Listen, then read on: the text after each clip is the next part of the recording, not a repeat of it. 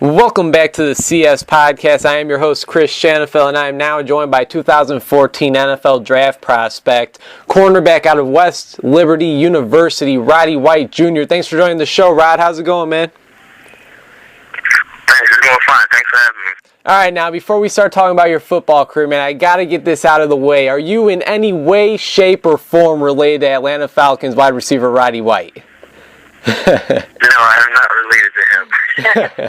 Do you get that a lot, or do people ever think that the same name? Do you get that a lot, or do people ever think that you are Roddy White from the Falcons? I have people thought it before. Lawrence Taylor actually followed me on Twitter at first because he thought I was Roddy White from the Falcons. But then he found out I wasn't him, so he had to follow me.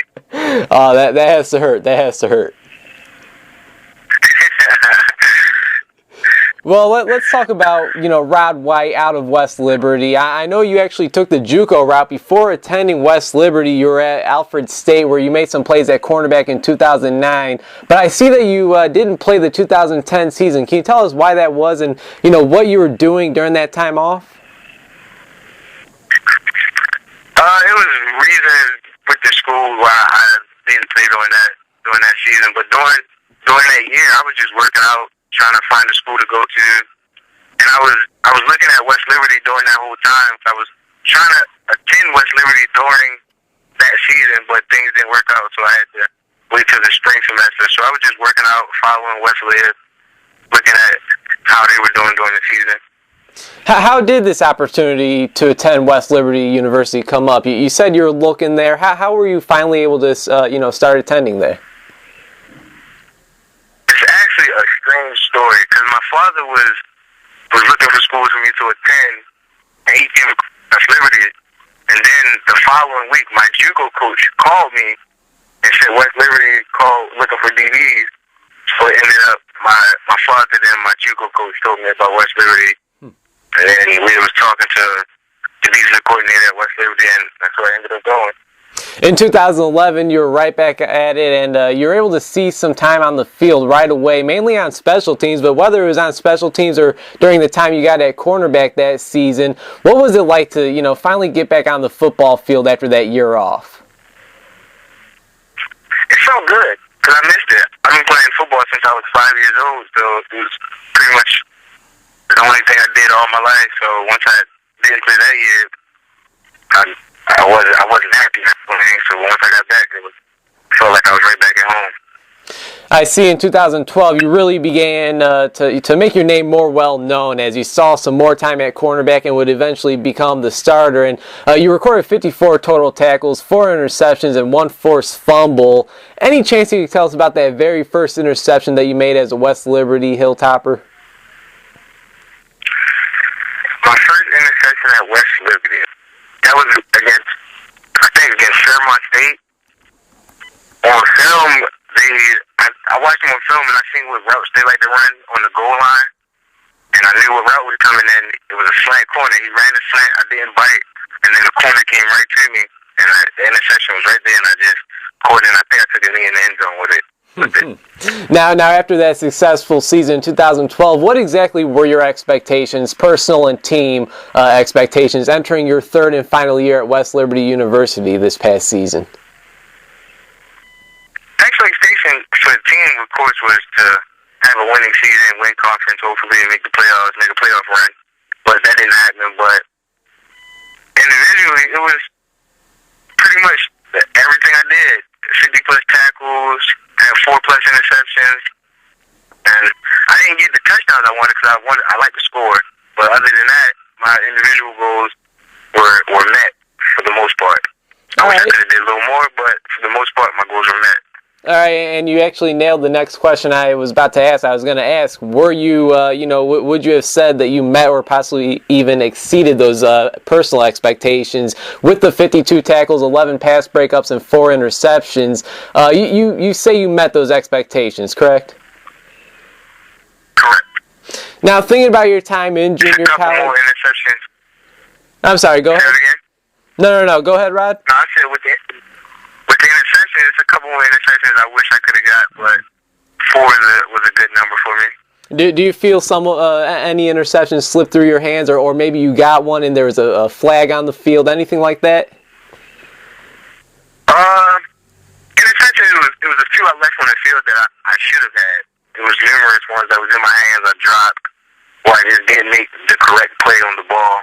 And that was about 3 or 4 of them maybe, but for the most part, every time I had an opportunity to make a play on the ball, I made a play.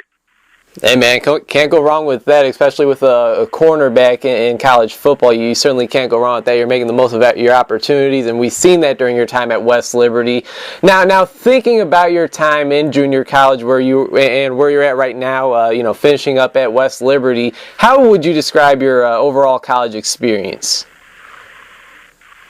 It was good. College experience was good. It was pretty much everything I expected for football to be the number one goal.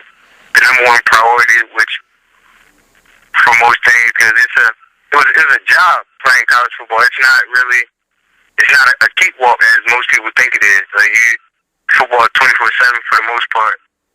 And I ended up also getting my degree. I just graduated in December, so getting my degree and being a shot to play on the next level. So it was pretty much everything I expected it to be. Now, you mentioned, football was pretty much like your job. This show is actually broadcasted out of Chicago, and we have Kane Coulter out of Northwestern, Illinois school. He's trying to start a union for, I believe, both college football and basketball players. What do you think about that? Yeah, I seen that a couple days ago on College Football Live. I think it's a good move to try to make, but I'm not too sure how well they're going to make it work, because you have to pay the people to work in the union. So I don't know how well that's going to work. Chris Schanfeld talking with 2014 NFL draft prospect out of West Liberty University, Rod White. And Rod, during your 3 years at West Liberty, is there one game that sticks out more than others? And if so, can you tell us more about that? Well, I have 2 games that really stick out to me, but first would be the 2012 season versus Shepherd, who was a top 25 program at the time. They are a conference powerhouse, and we played them for our homecoming. Why they expected us to win, and we went, and they came to us, and we beat them. My defense did what we had to do. I scored a touchdown. I think I had 11 tackles that game, maybe 3 pass pickups, and a touchdown. That's one game that really stands out most. And also, the season that just passed, week 2 versus Glenville State, my game where I had 2 interceptions, and I was conference player of the week. Now, maybe it was that touchdown that you scored in 2012. Maybe it was this past season, like you said, with those 2 interceptions. What would you say has been the biggest and maybe the most memorable play of your college football career? Most memorable play of my college? Probably versus West Virginia State. I had a pick 6 about 30-something yards versus them, and that probably my most memorable moment. All right, Rod, we hear a lot about how cornerbacks are soft and they don't like to hit. Does that stereotype fit with you? What do you think about that? I mean, I know you forced a couple fumbles here and there. What do you think about that stereotype, man? I don't like it. Well, but I don't really classify myself as a cornerback per se. I classify myself as a defensive back because I've played safety before, so that thing doesn't stick with me. I come up and hit as much as I can, as much as I have to. Try to stick my nose in there where I need to.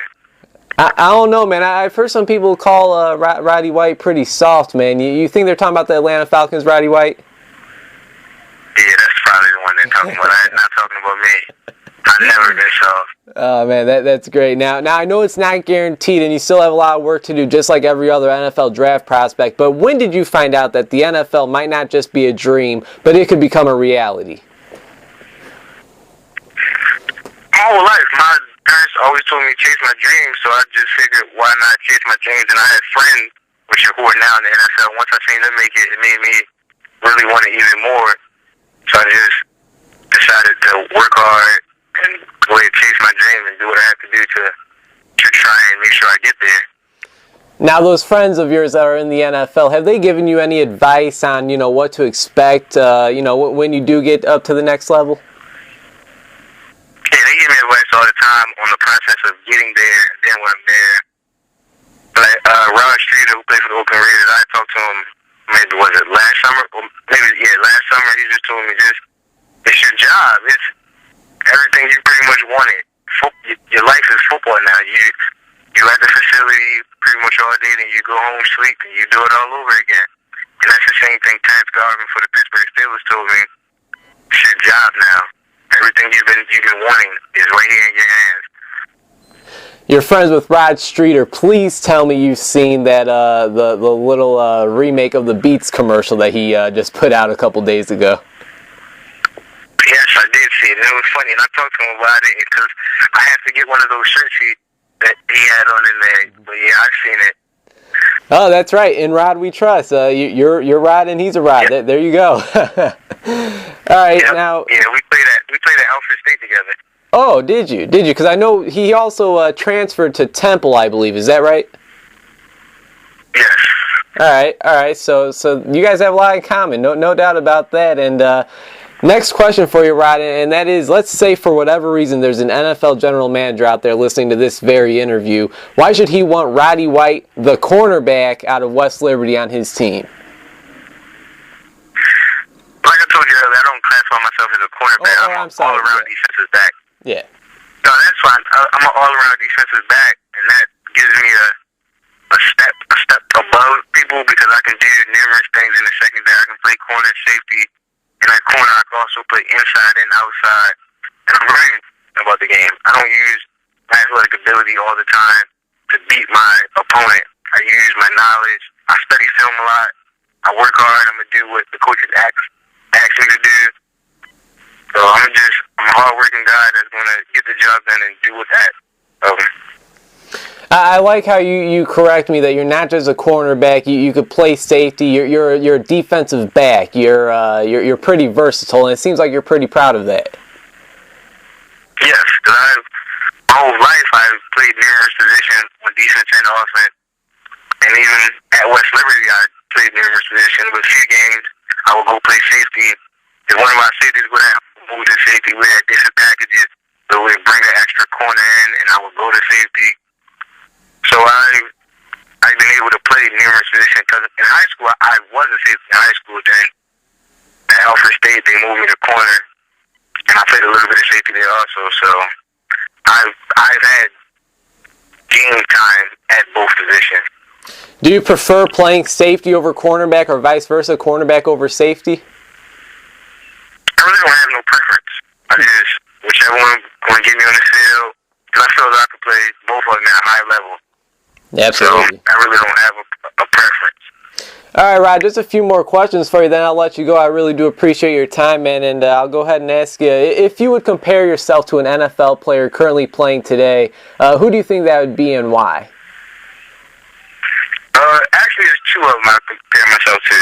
The first one would be Charles Woodson. Just like I told you, I can play numerous positions. He's the same exact way. He plays corner safety.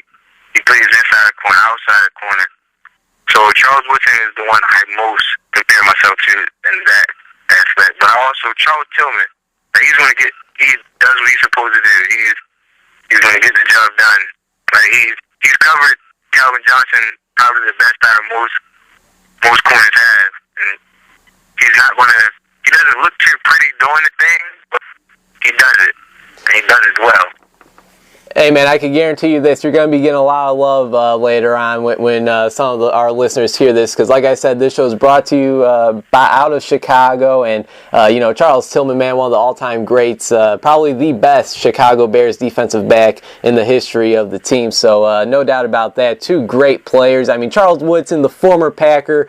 He's an Oakland Raider now. He was drafted by the Raiders a while back as well. So, I'll give you that one as well. Not going to give you a hard time on that. But...